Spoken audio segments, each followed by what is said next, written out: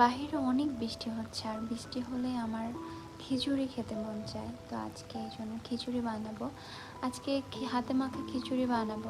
হাতে মাখা খিচুড়ি আমি বানাই পেঁয়াজ, কাঁচামরিচ, তেল, লবণ, একটু জিরা বাটা, একটু আদা বাটা, সব কিছু একসাথে দিয়ে তেজপাতা, দারচিনি, এলাচি সুন্দরভাবে একসাথে মাখিয়ে পরিমাণ মতো পানি দিয়ে চুলায় বসিয়ে দেই।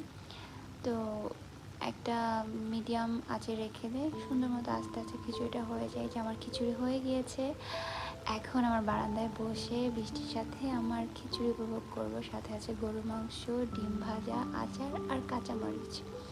এগুলো হলে খিচুড়িটা এত মজা লাগে খেতে। আর আমি আস্তে আস্তে বসে খিচুড়ি খাচ্ছিলাম আর বৃষ্টির সাউন্ড শুনছিলাম। আবহাওয়াটা খুবই ভালো ছিল, খুবই ভালো লাগছিল বসে বসে। এই তো আমি খেতে বসে পড়েছি আমার